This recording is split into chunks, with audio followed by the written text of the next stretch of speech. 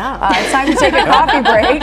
We're starting with a new study revealing that even pro athletes cave under pressure. Found this one really interesting when we saw the list of stories today. They have data now to back up. These are not just elite athletes, and how they perform based off of what's going on inside their bodies. 2020 Tokyo Olympics were the first to take live measurements of some of the athletes' heart rates during competition, and researchers have now paired it up with how they did. The study tracked the heart rates of Olympic archers over the course of their competition and found that those whose heart rates were higher before taking a shot, as you might think, consistently had lower scores. Interesting. And conversely, keep the heart rate down, they did better. No matter the competitor's age or gender, this was true. Researchers also found as archers moved on in the competition and got closer to perhaps winning, the pressure went up, their performance got worse. The study shows the first concrete evidence of athletes being negatively impacted by stress, pressure, higher heart rates, even though they trained to perform under it. I thought of Steph Curry. One of the things he did two off seasons ago was working on his breathing. Here's Steph Curry, one of the best shooters of all time, you know, in the prime of his career, and he actually spent months training his breathing to get his heart rate down in the middle of a game. I know, it's funny. I feel like, you know, even before you do a live television shot or something, you get the little jitters. And I always thought that was like motivation to do better, but this is showing. I guess not if you're trying to shoot an arrow 50 yards away. For us, I think it's okay. I always think about that before going in for a test when we were in high school or college. Oh my gosh, my stress level was so high, and I tried my best, but nope. It didn't work. Well, clearly held you back. You're right here. Well, I think I could have done a little bit better, but that's okay. We'll just leave that alone.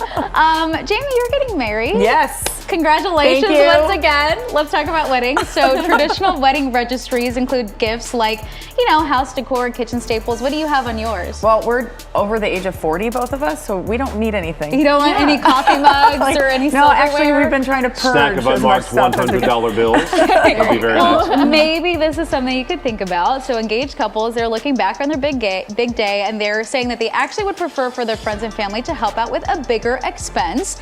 So a new Bankrate survey found that 85% of couples who created a registry in the last 2 years would have preferred cash toward a down payment on a home instead of typical registry gifts that they asked for on their big day. So the shift comes as housing prices have become just unaffordable and just out of control for a lot of middle-class buyers, and mortgage rates remain high. Even though this seems like more of a practical gift, lots of couples still feel the stigma of asking for cash instead of the more traditional gifts. However, I was going to say, so for our wedding, we did a honey fund. So which we still need to go on our honeymoon, by the way. So if you have any recommendations, let me know. But I feel like we also had friends who did this too, and they would create like the house, I think it was like the house fund or something, and you would just donate to it however much you could. There wasn't like an actual amount. Well, the wedding registry websites that are out there now, they actually will put on their like little gift card, and you can put on there like for spa, for honeymoon, for whatever. But you don't have to actually use it for that. You don't take the money. It's still giving cash. Marcy's like, well, just ask me. And get what I really want. I feel like it is really smart because housing prices are crazy. I should have done that instead of the honey fund since I haven't even gone. Yeah, or you just, well, you can still probably, you can't use the money for something else? You know, I could. Marcy, thank you. Thank you for clarifying that for me.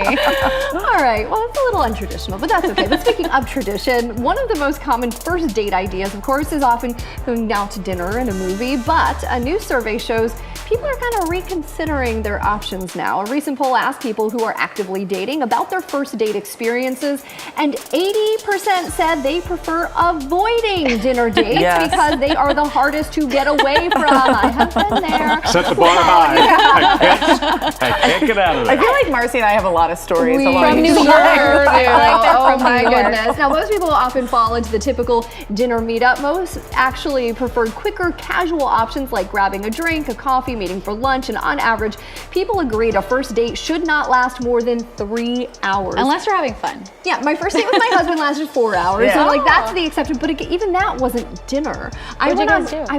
actually it was lunch, so I guess it's close enough. But I went on It was early dinner. I went on one dinner date where it was so bad.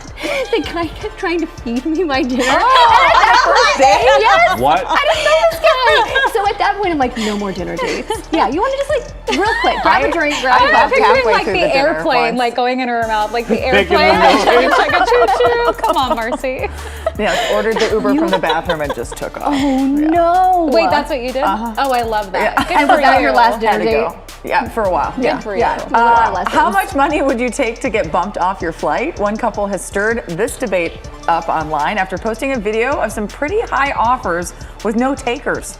Please see me at the podium. At this time, I'm offering $700, ladies and gentlemen. Offering $700.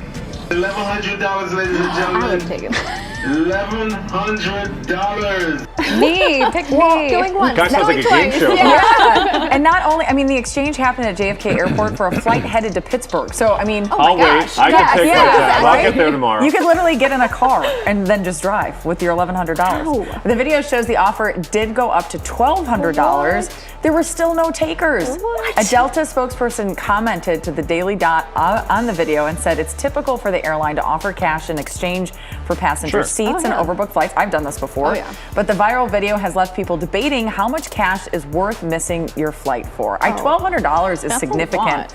amount of money I've to be able given to up do a that. seat for way less than I that. think I've done it as low as 500. I think I've done even less than that. 'Cause it's like, what's a few hours? Sometimes no, it's that's true. barely inconveniencing you. Right. When you get a flight If voucher. it's a regular route, okay, 5 o'clock to 7 o'clock.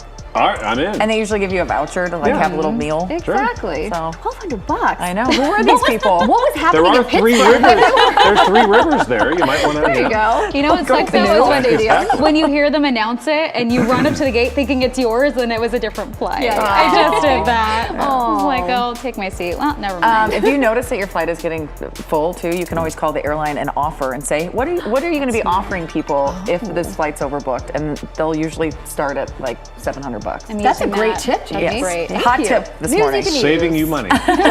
Where's Christine Lazar? That's today's coffee break. CBS News Los Angeles, your local news, streaming wherever, whenever.